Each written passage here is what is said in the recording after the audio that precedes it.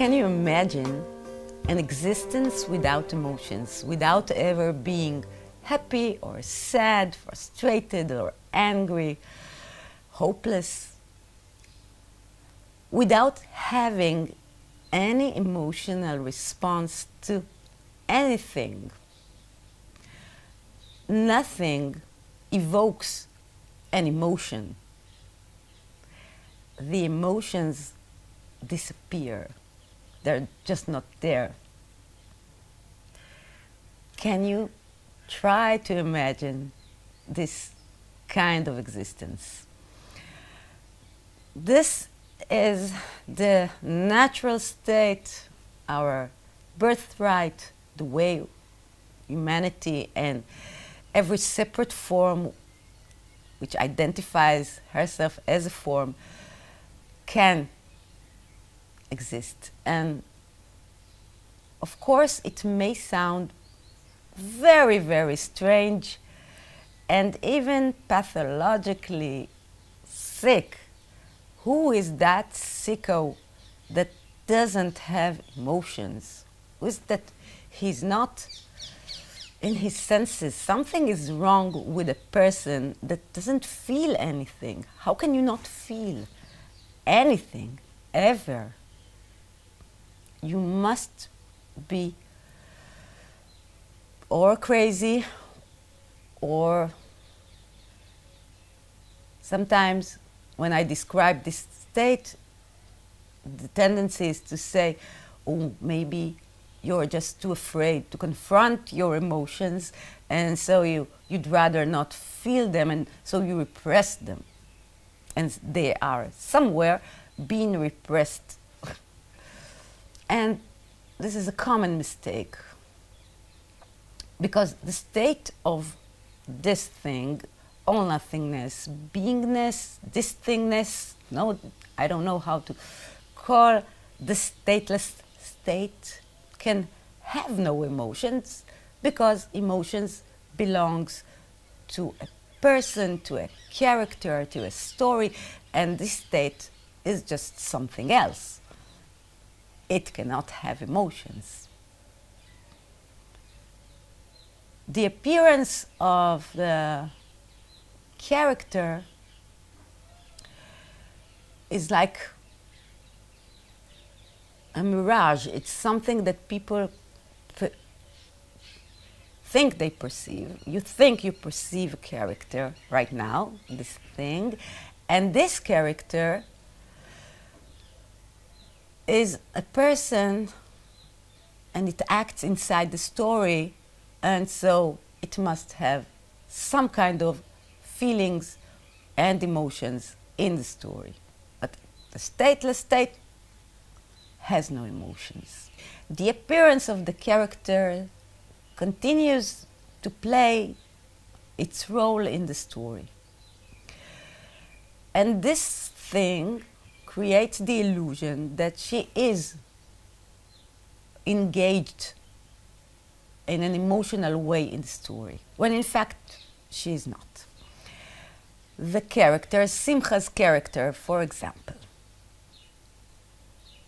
was, prior to the shift, very emotional. She cried very easily. In school, her friends used to call her the faucet because she used to cry so easily. And she used to feel everything very intensively. She felt for others, she felt her own suffering. Emotions were a part of her life as a character. The shift removes the character, removes the experiencer. The shift removes the experience. It becomes an expression. An expression is not something that experiences. An expression just expresses. So there is no one, no experiencer, no center that the emotions rise from or relate to. There's no point of reference for the emotions to express themselves or to be experienced. To feel sadness is to experience sadness. And there is no one to feel the sadness because there is no person who is there inside the story and really feel what is happening as if it was real. The illusion of the world is revealed, everything collapses, and emotions are cancelled, just cancelled like this. The character Simcha continues the story and she plays her role. And this is very confusing because she's saying something and showing something else. Like when there is a political discussion, which in Israel is very, very intense and powerful, Simcha expresses herself very passionately. Very, very passionately, and it may look as if she is angry. Because when she's going to a demonstration, she may shout. She may act as if it is the most important thing and her convictions are right, and she passionately tries to convince the other one and she blames and everything. It sounds as if it is real. But it is never the case. She is never angry. Never. She cannot be. She is not there. This thing is never angry. The character in the story plays her part and plays it well. So she plays the part of a woman that is against the government and against the prime minister, and she tries with all her might to say that he is a dangerous person, and so she is passionately trying to demonstrate it to the person who is with her. And because she is arguing with people who are convinced themselves or have a very strong feeling, the tone of her voice rises to the situation. She adapts to the situations and shows what is logical for a character to show in this kind of situation. Because if she sat there just smiling this inevitable smile, this only smile of this thing, and she would say those things, it would annoy more, and it would seem like she disregards or she's not serious or something is, or she wouldn't get to the point she's trying to make in the argument for the sake of the other person, because he would be too interested or involved in the way she's presenting herself and her case. So it may look like she is very passionate and angry about something, but she never is. Same with love. She demonstrates a lot of love to everything and everyone around her, and her children and her husband and surroundings and her siblings, everyone. It's a lot of love, warmth, but it is never really love. It's what needs to be shown to the character opposite to her in that state. She needs, again, the need, nothing is never needed, but in the story, in the appearance of the story, she plays her part and she plays a loving character. Nothingness is not someone who expresses love or expresses love through someone. And love is not what is being expressed truly. Because everything this or nothingness expresses, it's like an adaptation to the story in the moment, and it sees what the thing around it, reality around it needs. Does it need a lively conversation? Does it need a hug? Does it need a hand to lift something? Or does it need to show like anger in an argument. What does this thing is calling for? And then it expresses it through the character. It looks like, so it creates the illusion that the character feels something. This is why when I argue with my brother, for example, about political issues, he cannot grasp when sometimes I just stop in the middle and look at him and I say that this is not really happening. I don't care. I know this prime minister does not exist. I know that. It's okay. This is the absolute level. In the story, he's a bad person. But in the absolute reality, he's not there. I don't care. And Simcha smiles, and sometimes she even stops to make this little dance. No, never, never. Or my dear sister, she cannot grasp, even now, after 5 years of me, of Simcha, telling her, you can never offend me. You don't need ever to apologize, or nothing really ever happens between us. She's always worried about me, if I'm okay, if I'm feeling okay. And I tell her, I'm always okay. When people ask Simcha, how are you? So I'm saying, I'm always fine. Now, I do that more often because in the beginning I thought that people would flip out when I'll tell them my state. Now I understand that I can tell them everything and anything and they will not grasp it. So I'm just telling the truth when they ask me, are you excited? Because I made a great party last week and there were a lot of preparations and everyone came to the party and I was in charge, so people came to me and told me, are you excited?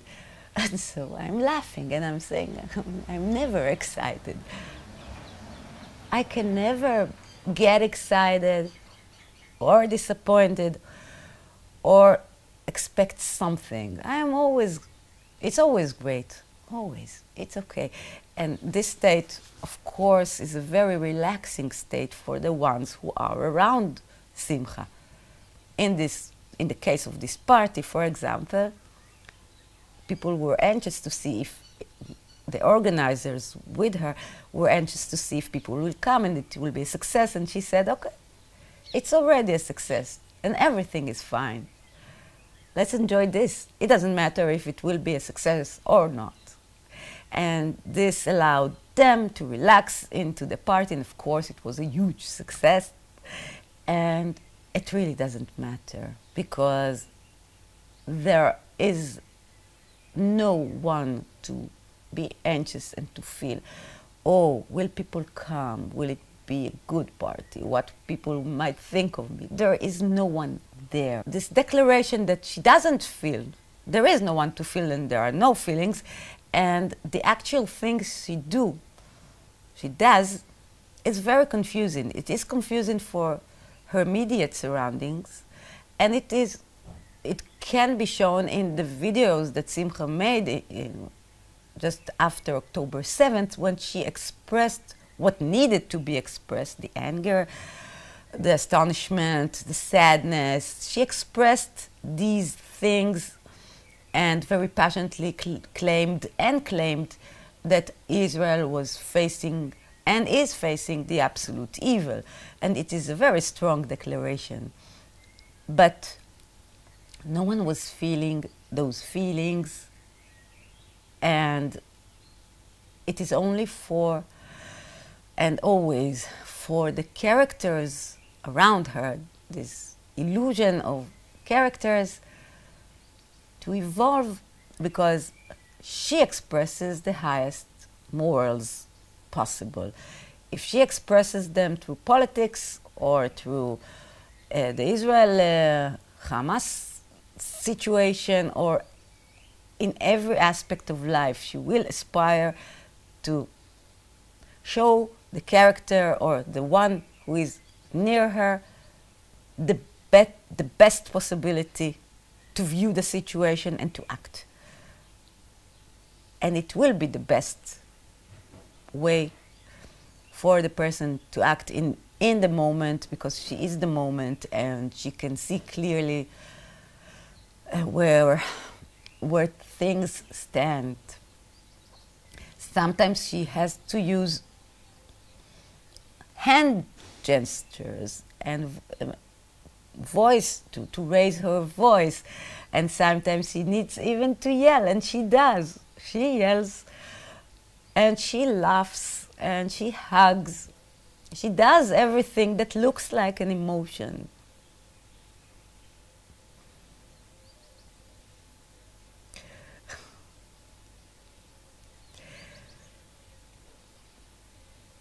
You can think whatever you wish to think about these things, because I know to say, and before the shift she vaguely heard about these Buddhist monks who are detached and never feel anything, and she thought it was just terrible, it's inhumane, and she will never accept or want to be this kind of person who is detached. But she didn't know that this is not a person who is detached.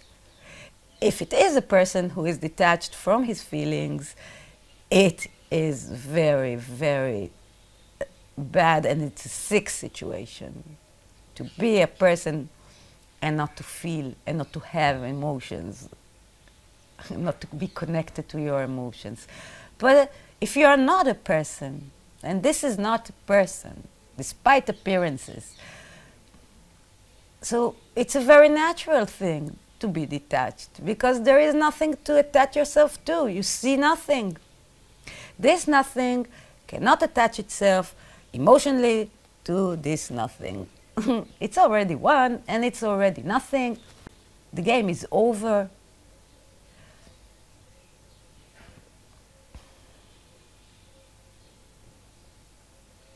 This thing that you can perceive that it is inhumane, it's only because you know nothing else. You cannot grasp an existence without the identification of the character with itself. So you know yourself, you know what it's like to be a person, someone who is walking. When you walk with everything. You walk with such a heavy burden. You cannot imagine the heaviness of what you carry around with you. It's like an enormous bag you carry around with you all the time. And you cannot imagine life or existence in any other way. You cannot imagine freedom because you never tasted freedom, because only when you are free and liberated and outside this game, this imagined game, then you can know the truth of what I'm saying. It's just another tool in this toolkit. There is the illusion of time, the illusion of space, the illusion of matter, the illusion of thoughts, and the illusion of emotions. And emotions are just the way the character can experience more deeply the situation that she's in. If someone, a loved one, dies, the emotion that rises creates the experience, creates the expression of sorrow. The character experiences. She cannot experience anything because she's not existent, but in the appearance she experiences like the extreme sorrow, and then this sorrow that she feels inside the body, it's something so real. Emotions, they have no substance, they are not materialistic things, but they are so real they are the most real thing for the character because they are so intimate and close. So this sorrow allows her to deeply understand the process of dying, of separating, of what she feels and how she rises. And the whole thing would not have happened if the character was just, okay, this person is dead. And maybe I loved him, but now he's dead, and I'm not sorry. The sorrow allows her to be a deep character, to tell the story. But when you know there is no death, you cannot be sorry. There is no death, this one didn't die, he never existed, and you as a separate form does not exist. So, sorrow cannot arise. Happiness cannot arise. You cannot be more happy to add to the joy of this thing. This thing is absolute joy of aliveness. It's amazing. So how can you be more happy? And if you are in a beautiful place, you enjoy the view and you feel more happy, and if you're in a traffic jam, you feel that you are stuck. And in this state, when you are free and you are this nothingness expressing itself freely, it really, really doesn't matter where you are, what you do, what's around you. No kind of emotion rises ever. Ever. Never, ever. Never was a place that she, Simcha, for example, felt something. Just, it cannot be. It can be. Never, ever.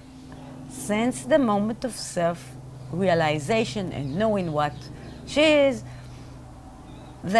nothing can ever, ever, ever disturb this thing. Of course, emotions cannot. Thoughts are something else. Thoughts arise because they are needed in the process of expressing a character. It needs to arrange reality in some kind of way, to plan or to react. They are never obsessive thoughts. They are very, very different from the thoughts before the shift. They never last. It's like Teflon. They always slide. They appear when they are needed and they disappear. But emotions are different because they are a different kind of tool in the character's life. And in the natural state, it doesn't need emotions to express the story, and so the expression is free just to be. It can look very, very different to the naked eye because the character continues the story and it looks like she is, and she does have emotions, because how can she yell if she doesn't care, if it doesn't make her angry? She can yell without having any kind of emotion attached to it. She can yell because it's the logical thing to do. In an argument, of course, she yells only in political arguments. And the love that she expresses is so much calmer than the love she expressed as a character.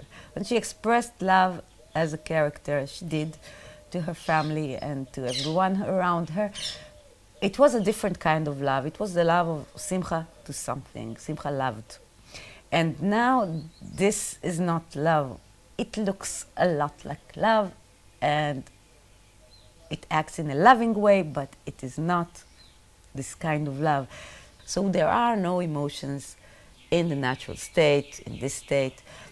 The definition bliss or peacefulness is just like in the neighborhood. It's something very, very, very complete, untouched, uncaring in a way of someone is worried about or cares about something. It's just there, and it's so free and spontaneous.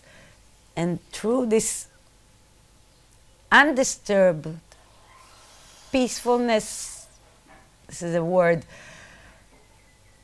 an illusion of expressing emotions occur, but in reality, no, never can an emotion rise in this state. It's not something to aspire to because it cannot be consciously done. Detaching yourself from your emotions is very dangerous. Ignoring your emotions is something I don't recommend to do because it is unhealthy. As long as you are identifying with the separate form, the best thing to do is to acknowledge your emotions and to express them, see where they lead you, deepen the experience, and just accept them. Not trying to reach this state of being detached from your emotions by detaching yourself from your emotions. This is not the process. It's just something that happens when the me, the thing, the character is liberated from itself and there is nothing left. This is just what happens. You cannot reach it consciously, and you cannot oppress your feelings and try to reach this quietness and liberation from your emotions. And so, meanwhile, celebrate your emotions. There are wonderful tools in the character's life for expression, for deepening. The natural absolute state is free from everything. It is nothing, and it is never feeling anything, and it's a good thing.